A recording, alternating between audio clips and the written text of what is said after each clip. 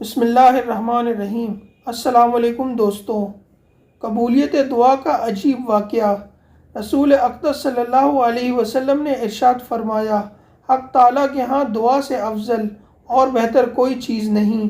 اللہ رب العزت سے جب انسان مانگتا ہے تو وہ بہت زیادہ خوش ہو جاتا ہے۔ اس ذات باری کا دروازہ ہر وقت اور ہر لمحہ کھلا رہتا ہے۔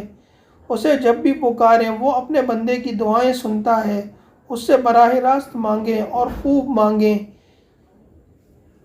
مصر کے ایک قصبے میں ایک خاتون اپنے سسر بیٹی اور چھوٹی سی نواسی کے ساتھ مقیم تھی۔ گھر میں کھانے کو کچھ نہ تھا بلکہ فقر و فاقہ تھا۔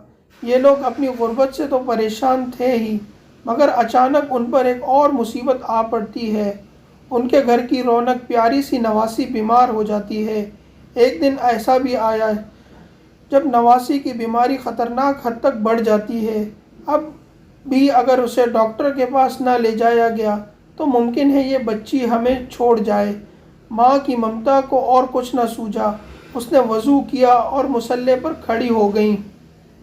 وہ اپنے رب سے دعائیں مانگ رہی تھی، اس سے التجا کر رہی تھی، پروردگار، میری معصوم سی بیٹی کو تو ہی صحت و تندرستی دے سکتا ہے۔ ہمارے پاس تو کچھ نہیں، صرف اور صرف تیرا سہارا ہے۔ تو جانتا ہے ہمارے پاس اپنی بچی کے علاج کے لیے پیسہ نہیں، بس ایک تیرا ہی سہارا ہے۔ وہ دعائیں کرتی رہی۔ آدھی رات کا وقت ہو چکا تھا۔ ادھر بچی کی طبیعت مزید بگڑ گئی۔ ماں کیا کرے، کدھر جائے؟ اب تو رات کے اندھیرے بھی گہرے ہو گئے۔ دعاؤں کا سلسلہ جاری تھا۔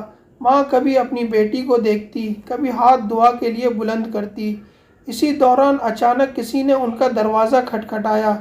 ماں نے سوچا کہ آدھی رات ہو چکی ہے، اس وقت میرے گھر پر کون آ سکتا ہے؟ خیر، اس نے دروازہ کھولا۔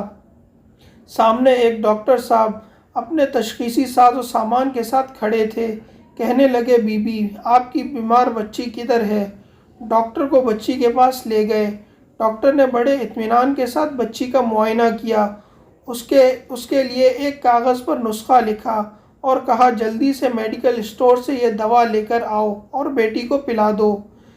فکر نہ کرو، بچی ٹھیک ہو جائے گی، مگر ہمارے پاس تو بچی کی دوائی لانے کے لیے پیسہ نہیں ہے۔ تمہارے پاس دوائی کے لیے پیسہ نہیں تو پھر میری فیس کون ادا کرے گا؟ ڈاکٹر گویا ہوا، مگر ڈاکٹر صاحب ہم تو بالکل سفید پوش ہیں۔ ڈاکٹر نے قدرے غصے سے پوچھا، اگر تمہارے پاس میری فیس اور بچی کی دوائی کے لیے پیسے نہیں تھے تو پھر رات گئے مجھے فون کس نے کیا تھا؟ مگر ہم نے تو فون نہیں کیا۔ بچی کی ماں گڑگڑائی، ہمارے گھر میں تو فون کی سہولت بھی نہیں، تو پھر مجھے فون کر کے کس نے بلایا ہے؟ کیا یہ تمہارے گھر کا ایڈریس نہیں؟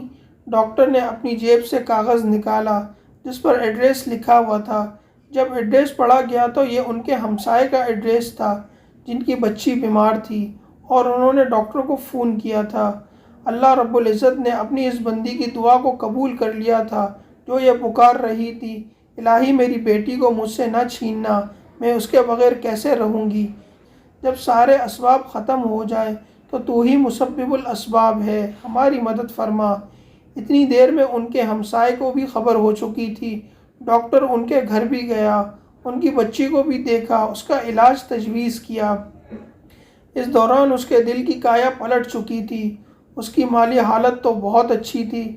اس نے تحقیق کی تو معلوم ہوا کہ یہ واقعی مدد کے مستحق ہیں اور فاقے سے ہیں۔ ڈاکٹر نے ان کی خوشخبری سنائی کہ فکر نہ کرو، بچی کا علاج اور تمہارے گھر کے اخراجات میں اپنے ذمے لیتا ہوں۔ یاد رکھیے، اللہ رب العزت مانگنے والے اور دعا کرنے والوں سے ہمیشہ زیادہ خوش ہوتے ہیں۔ تو دوستو، آپ کو یہ ہماری سٹوری کیسے لگی؟ ہمیں کمنٹ سیکشن میں بتائیے۔